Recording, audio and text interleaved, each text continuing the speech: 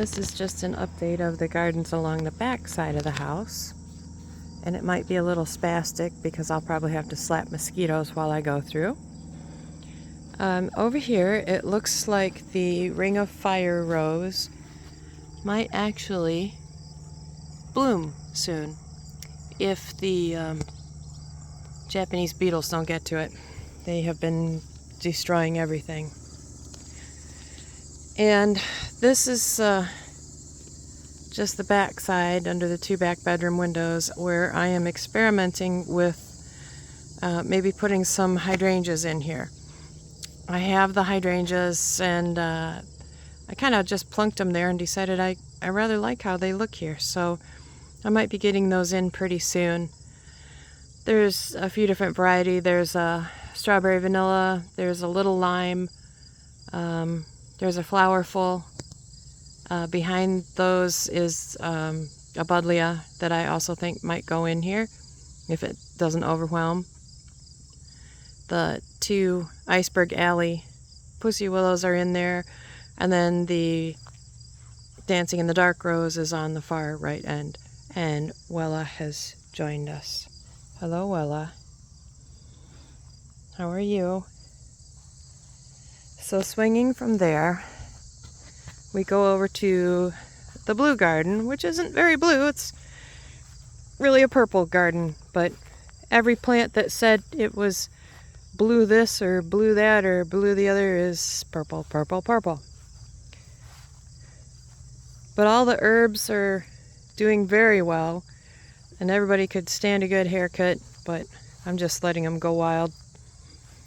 The butterflies have been enjoying the oregano, which is in bloom in the middle, and has really gotten out of control. You can't see the denim and lace Russian sage that's in the middle there because the oregano is just beating the tar out of it. But I like it. Overall, it looks, it's a very pretty wild look. So enjoyable to me. And coming around,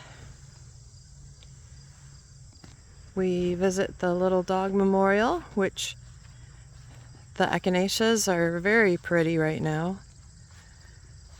And the buddleia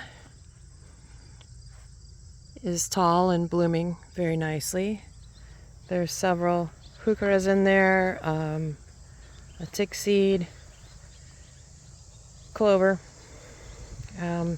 Over here is another heuchera. And hiding way down in here, right there, foxglove.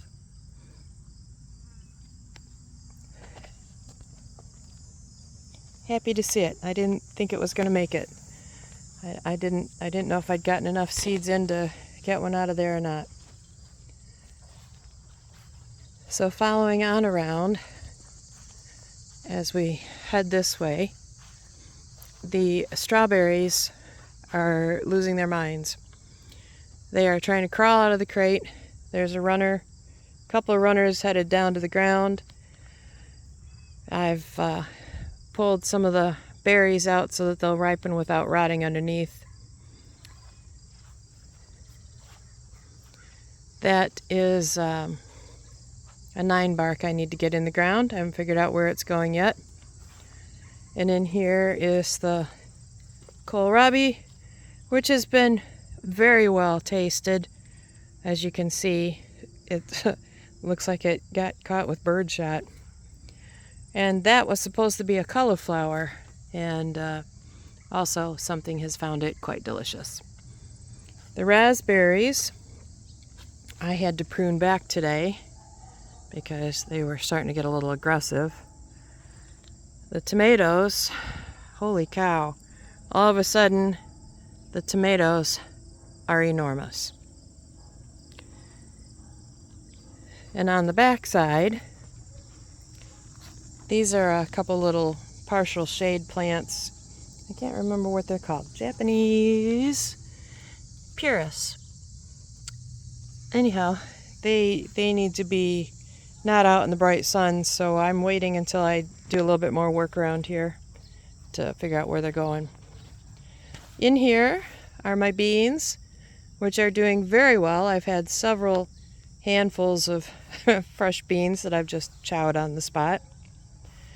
The vining plants are getting kind of Jurassic here. And the blackberries are also doing quite well. They're starting to come out. The grapevine got a haircut today because I could barely even see the swing in there. So heading back out,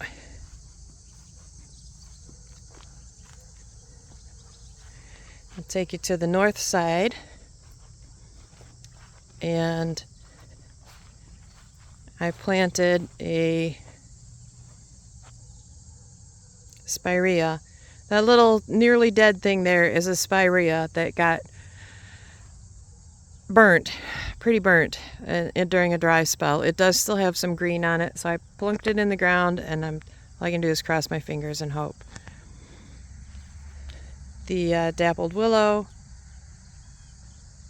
all of the nepeta is doing very nicely, and I just planted some coreopsis in with it today. And you can see my new little pine trees in the back there.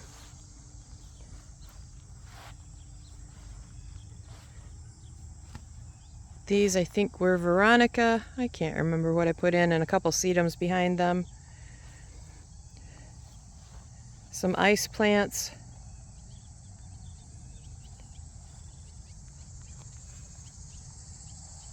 I knew what the name of that one was on the left there, and I don't remember anymore.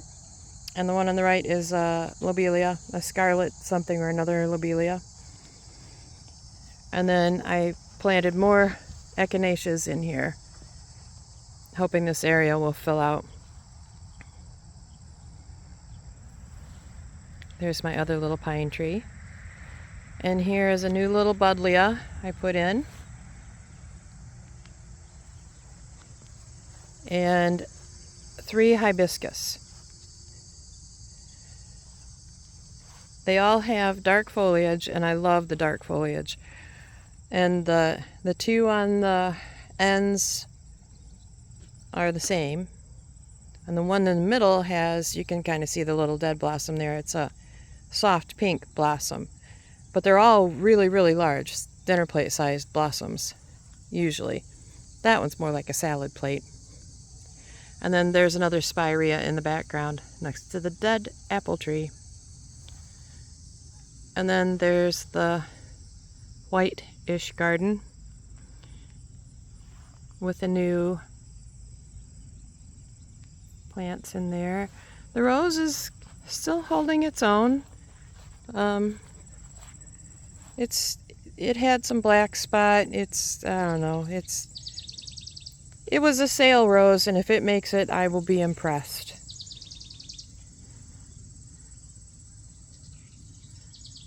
It's pretty out here. And I'll bring you back around.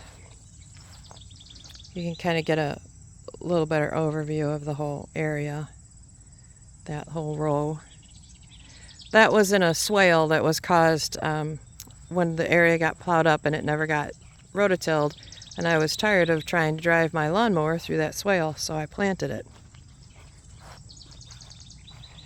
When we come back around, I'll swing you around this way to the centerpiece. And that little buddleia is doing nicely, except for I've nipped it twice with a weed whip now.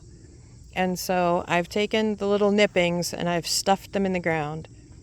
The one in the center here, this one, has been in the ground for about a week now, and it actually looks like it may live, and all I did was stuck it in the ground.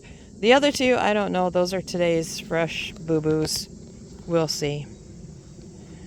The purple leaf sand cherry looks terrible. It's not happy. I don't know why, but it isn't. The Tian Shan looks nice. It looks like it's got some potential blooms on it, or whatever it does. I don't know. I'm not actually familiar with this plant. It just looked cool.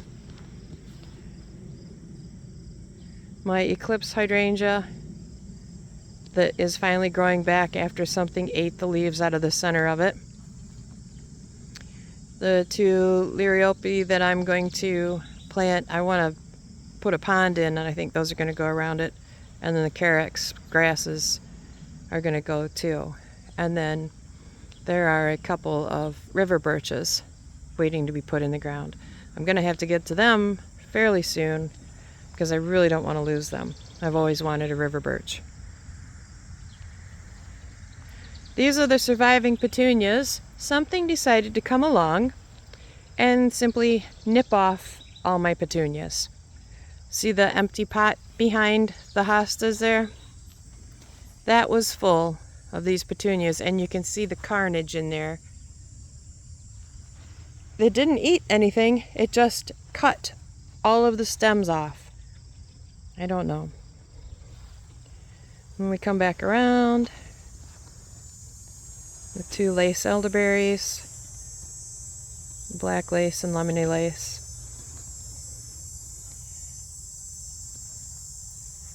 The little mulberry trees, this one here and the one over with the hostas, I will be taking out of the ground and putting in pots and taking them to my daughter because she would like some mulberry trees.